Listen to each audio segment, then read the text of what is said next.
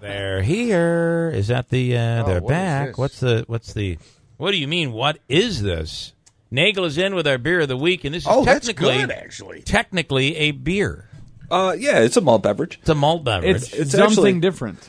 It's actually something that Something helped different. invent a category that we now call PABs, Progressive Adult Beverages. But I got to tell you, the Saranac has one that is red hot, or should I say copper hot. Yep, that Jen's Mule Kicker. It's the Mule Kicker. It's it's the Russia, the Moscow Mule takeoff, which is a malt beverage. Yep. But I'm going to tell you, when we were pouring at Saranac Thursday a few weeks back, that thing I couldn't believe how many people were coming up and getting that. Absolutely. It's really good. Yeah. So now we're talking the return Of ZIMA.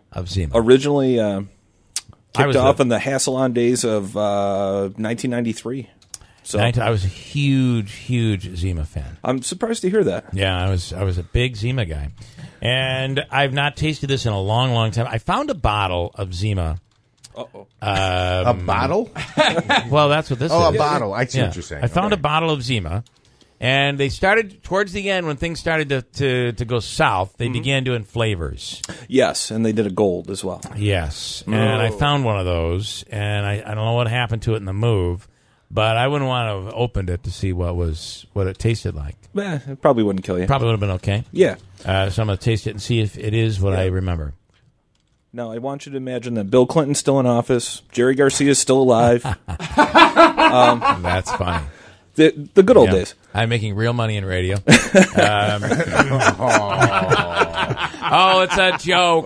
Hey, the money was good in the 90s, I got to tell you.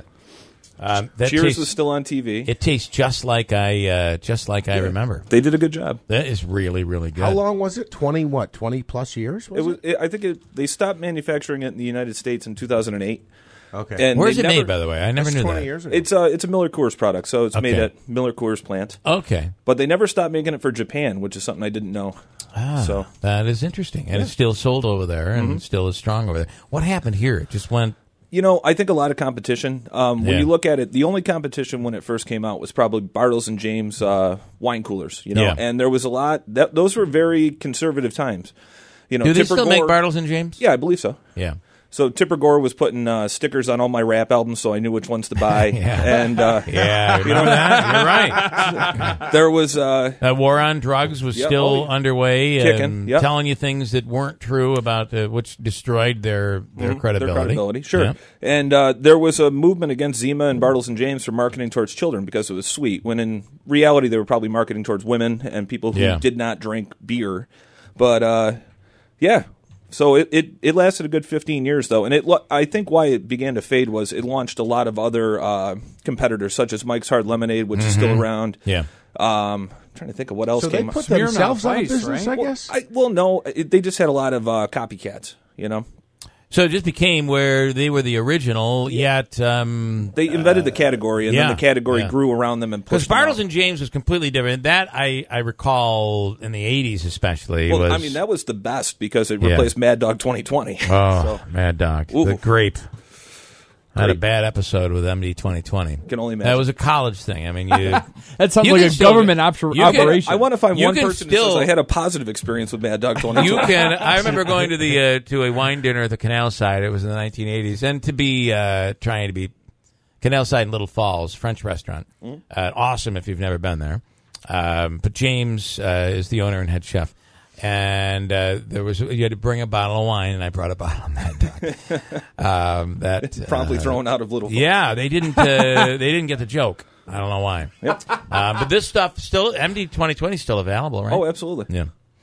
In some of this retro stuff, I think ZIMA, this will come back. Are they planning a marketing campaign to go with it? I don't think they really need to. I think that at the time that it was originally launched, you had millennials that were in elementary school, so they were inundated with the commercials and the really cool packaging and never got a chance to try it. Whereas the Generation X, like we ran our course with this and all the ice beers and all that stuff during that same time period. But I think that there's a lot of people who saw this as children and went, "Wow, that's pretty cool looking packaging." Yeah. So you really think they were targeting kids when they weren't targeting No. kids, I don't believe they were targeting kids back then. But I think that I was at the cusp of that millennial generation. I was more Gen X and X-Files and Nirvana and stuff. But we used to put a shot of grenadine. No, Lime juice? The round. Round. Chambord? Chambord. Wow, you're fancy. A shot of Chambord in there. Nice. Really, is that fancy? Indy or Zima? Yeah. Chambord? Yeah, it's pretty fancy. Well, it has that little fancy round bottle, and it looks like a Regal. Yeah. So, but Gilded. you just buy that and have it, and you'd pop that in, put a shot of that in there, and it added a flavor. Then they were like, hey, they're doing this. Why don't we add flavor? Wasn't there an orange? That sounds like a really good way to get your kicked at a woods party. Mm-hmm. Was there an orange Zima? I believe. I don't know all the line extension flavors. That they came out with a bunch of flavors. Gold. There was a Zima gold. There was also like almost a dark fruity. Because I recall one time my cousin had the orange Zima, and he spent most of his night upstairs.